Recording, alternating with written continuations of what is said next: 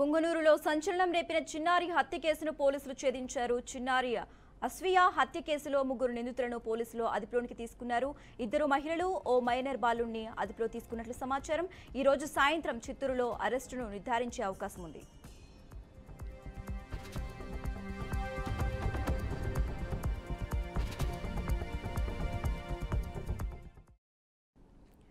పుంగనూరులో చిన్నారిని చంపిన నిందితులను కఠినంగా శిక్షిస్తామని హోంమంత్రి అనిత స్పష్టం చేశారు. మృతిపై వైసీపీ నీచ రాజకీయం చేస్తుందని మండిపడ్డారు. చిన్నారిపై అత్యాచారం జరగలేదని పోస్టుమార్టం రిపోర్టు చెప్పినప్పటికీ రేప్ జరిగిందని వైసీపీ నేతలు చెప్పడం దారుణమన్నారు. నేను పాప ఫాదర్ని సార్. అవును సార్, ఇది చాలా బాధాకరమైన విషయం సార్. చిన్నపిల్ల ఇంటి ముందర ఆడుకుంటా ఉంటే ఈ మాదిరి జరిగింది సార్. మీ మీద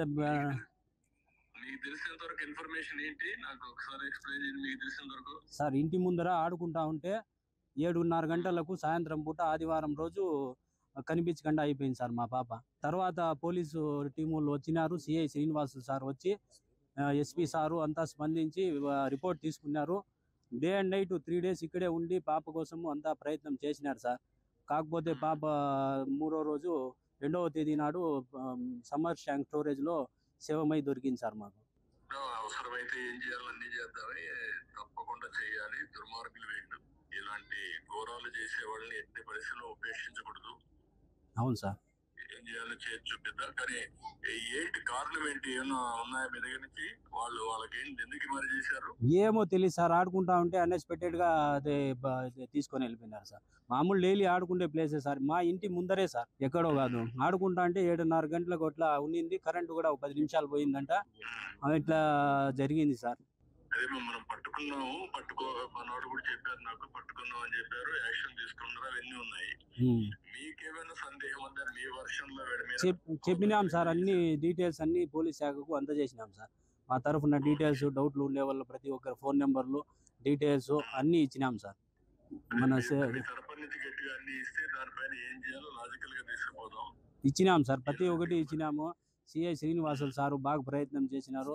మా వెంటే ఉండి 24 గంటలు సహకారం అందించి ఎస్పీ సారు, డిఎస్పీ సార్లు, ప్రతి ఒక్క పోలీస్ శాఖ మాత్రము ప్రతి ఒక్కరూ ఫుల్గా రెస్పాండ్ అయ్యి బాగా ఇది చేసినారు సార్.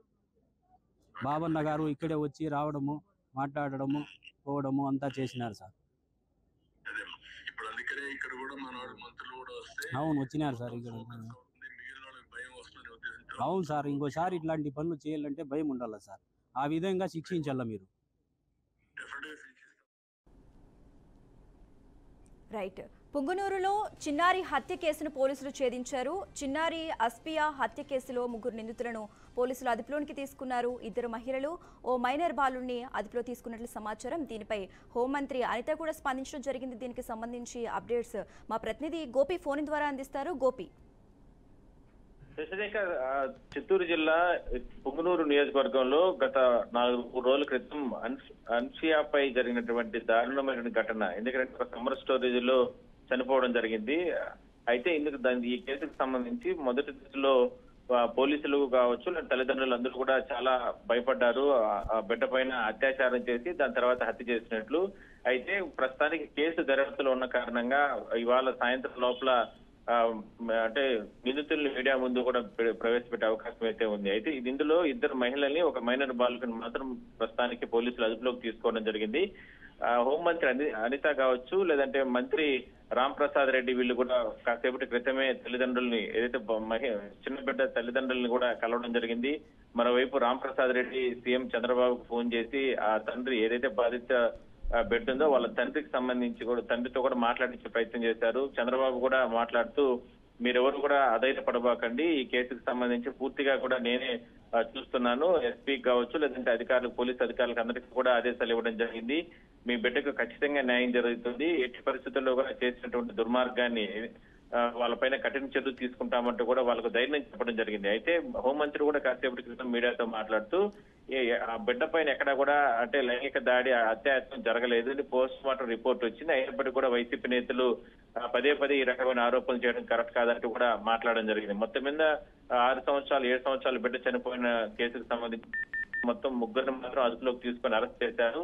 ఎందుకు చేశారు ఏందనే దానిపైన పూర్తి స్థాయిలో విచారణ జరుపుతున్నాము. కొన్ని అనుమానాలు ఉన్నాయి ఆ కేసుకు సంబంధించి, వాటన్నిటిని కూడా మరి కాసేపట్లో ఇవాళ సాయంత్రం లోపల మీడియా ముందు కూడా ప్రవేశపెడతామంటూ కూడా, ఎందుకంటే ఆ తల్లిదండ్రులు ఇచ్చినటువంటి ఫిర్యాదు ప్రకారం గతంలో ఇదేదైనా సరే గొడవలు ఉన్నాయా లేదంటే రకరకాల అనుమానాలు కొన్ని వాళ్ళు వ్యక్తం చేయడం జరిగింది. వాటిపైన దర్యాప్తు చేస్తున్నాం. ఎట్టి పరిస్థితుల్లో కూడా ఈ కేసుకు సంబంధించి పూర్తిగా వాళ్ళపైన కఠిన చర్యలు తీసుకునే విధంగా కూడా, అంటే ఆ ముగ్గురే కాకుండా ఇంకెవరైనా సరే ఈ కేసులో ఇన్వాల్వ్మెంట్ ఉంటే బిడ్డ ఇంటి ముందు ఆడుకుంటున్న బిడ్డని తీసుకెళ్లి ఒక సమ్మర్ స్టోరీలో వేసి పడేసి చంపేయడం చాలా దుర్మార్గం. మరి ఆ రకంగా పోలీసులు కేసు నమోదు చేసి దర్యాప్తు చేస్తున్నారని మనం చెప్పొచ్చు. మొత్తం చంద్రబాబు కూడా, సీఎం చంద్రబాబు కూడా ఆ తల్లిదండ్రులకి భరోసా ఇవ్వడం జరిగింది. ఎట్టి పరిస్థితుల్లో కూడా మీకు జరిగినటువంటి నష్టం మరో బిడ్డకు జరగకుండా చర్యలు తీసుకుంటాం, కానీ మీకు జరిగినటువంటి అన్యాయం పైన మాత్రం ఎవరైతే ఈ నిందితులు ఉన్నారో వాళ్ళకు కఠిన చర్యలు తీసుకునే విధంగా ప్రభుత్వం వాళ్ళకు కఠిన చర్యలు తీసుకుంటుందనే మాత్రం భరోసా మాత్రం ఆయన ఇవ్వడం జరిగింది. శశిరేఖ.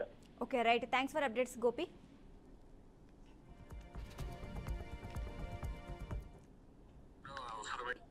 పొంగనూరు కాన్స్టిట్యున్సీలో పొంగనూరు టౌన్లో 29వ తారీఖున రాత్రి 7:30 గంటలకి ఒక మైనర్ 6 సంవత్సరాల మైనర్ బాలిక అపహరణకు గురవటం మనందరికీ కూడా తెలుసు.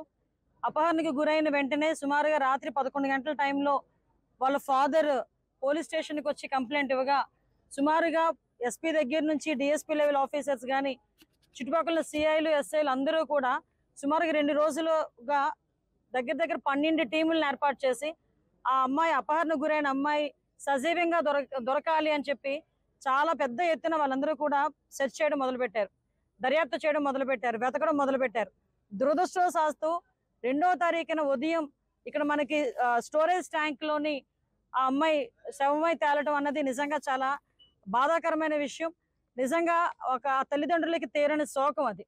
ఆ తల్లిదండ్రులకే కాదండి, చుట్టుపక్కల ఉన్న వాళ్ళు ఎవరైనా, మానవత్వం ఉన్న వాళ్ళు ఎవరైనా కూడా అటువంటి సంఘటనల్ని మనం ఎట్టి పరిస్థితుల్లోనే సపోర్ట్ చేయాల్సిన అవసరం లేదు. ప్రతి ఒక్కరు కూడా బాధపడే పరిస్థితి ఈ రోజు మనకు కనిపించింది.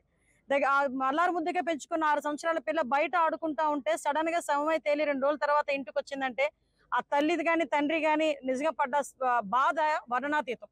అటువంటి సందర్భంలో మేమందరం కూడా, ఎందుకంటే అమ్మాయి సజీవంగా దొరకాలి అని చెప్పి పోలీస్ డిపార్ట్మెంట్ దగ్గర నుంచి ఇక్కడ రాజకీయ నాయకులు కానీ, ఇక్కడ ఇన్ఛార్జి గారు కానీ, లోకల్ మంత్రి గారు కానీ అందరూ కూడా పర్టికులర్ గా డిపార్ట్మెంట్ మీద ప్రెజర్ పెట్టి, డిపార్ట్మెంట్ కూడా ఎన్ని రకాలుగా సపోర్ట్ చేశారంటే దగ్గర టవర్ డంప్ తీసుకొస్తే 2800 ఫోన్ కాల్స్ టవర్ డంప్ లో దొరికినాయి.